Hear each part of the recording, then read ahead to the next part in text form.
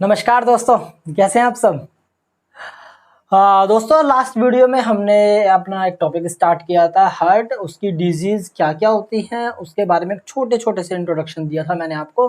तो अब हम उसका पहला पार्ट लेके चलते हैं जो कि हमारे कल के वीडियो में था CHD, कोरोनरी हार्ट डिजीज़, और CAD, coronary artery disease. The mean of both are same. तो दोस्तों अब हम चलो जानते हैं कि ये एक्चुअली होता क्या है।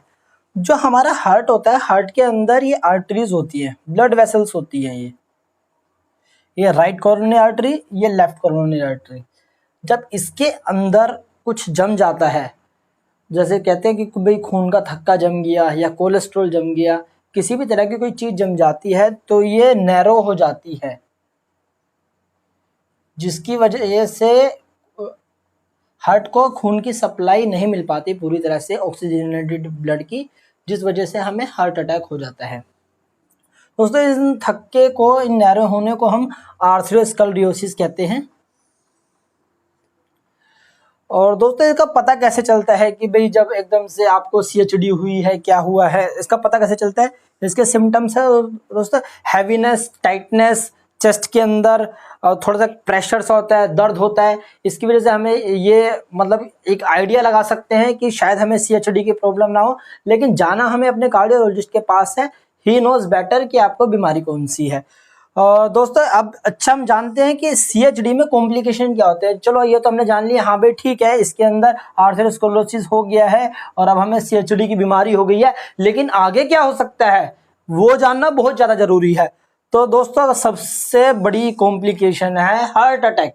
जो हम कल बात कर रहे थे, हम लोगों को बोल देते हैं हार्ट अटैक हो गया, तो हार्ट अटैक होने का रीज़न क्या है। हार्ट अटैक अपने आप नहीं हो जाता है, तो पहले आपको CHD होगी, CHD के बाद आपको हार्ट अटैक होने के चांस बढ़ जाएंगे। जैसे जैसे आपकी आर्टरी क्लोज होती जाएगी वैसे वैसे आपके चांस हार्ट अटैक के बढ़ते चले जाएंगे। तो दोस्तों थोड़ा सिम्टम्स में बता देता हूँ हार्ट अटैक के क्या होते हैं। हार्ट अटैक के चेस्ट में पेन, बहुत ज़्यादा पेन, घबराहट, पसीना आता है। जनरली लेफ्ट हैंड से पेन चलता हुआ राइट हैंड की तरफ जाता है। एक दोस्तों क्या होता है, जनरली हमारे यहाँ दर्द हो जाता है तो हम कहते हैं शायद हार्ट अटैक का तो नहीं है, वो कई बार मसल्स पेन भी होता है, लेकिन हम इसको खुद डिफ्रेंशिएट नहीं कर सकते। हमें इसके लिए कार्डियोलॉजिस्ट का ओपिनियन लेना बहुत ज़रूरी है कि ये हमारा हार्ट अटैक की वजह से पेन है या सिर्फ मसल्स पेन है। अब इसके दोस्तों ट्रीटमेंट क्या क्या है। CHD का कोई ट्रीटमेंट नहीं है।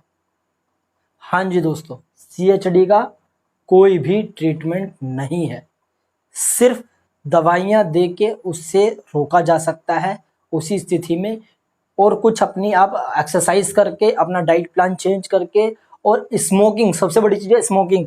स्मोकिंग छोड़ के, क्यूट स्मोकिंग, एक्सरसाइज करके, एक अच्छी हेल्दी डाइट लेके आप उसे रोक सकते हैं।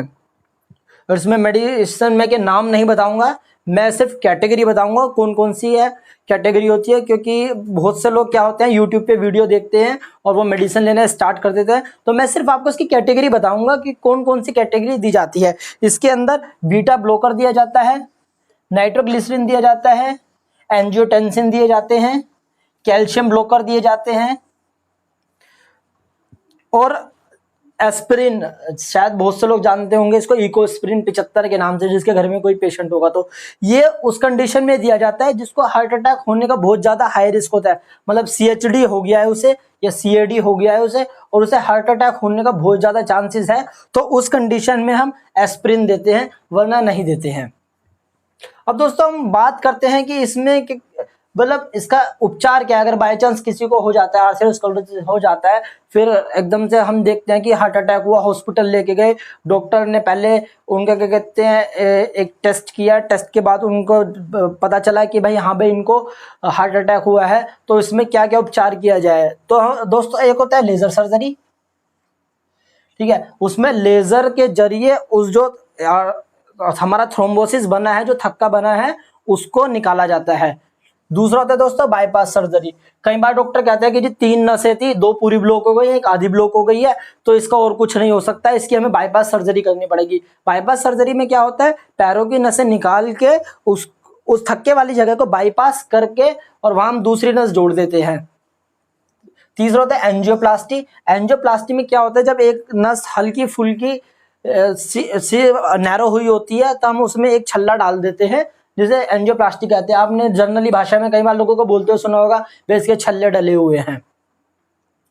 अब दोस्तों प्रिवेंशन क्या है इसकी, इसको एक तो आपको कोलेस्ट्रॉल का अपना कंट्रोल करना है, जो खराब कोलेस्ट्रॉल होता है, ठीक है। और एक आपको टोबैको का बिल्कुल त्याग करना है। अगर आप टोबैको करते हैं और आपकी फैमिली में किसी को हार्ट की बीमारी की हिस्ट्री रही है तो आपको बहुत ज्यादा चांस है हार्ट की बीमारी होने की।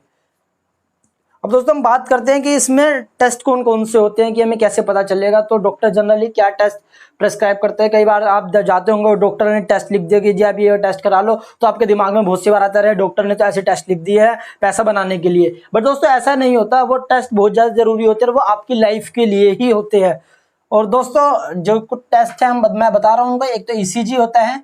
ईसीजी क्या होता है, जो हमारे हार्ट के इलेक्ट्रिक वेव होती है वो उसको ऑब्जर्व करता है और वो एक पेपर पे उतर जाती है, जिससे कि हमें ये डॉक्टर को ये पता चल जाता है कि हार्ट प्रॉपर फंक्शन कर रहा है या नहीं कर रहा है। उसके बाद दोस्तों होता है इको।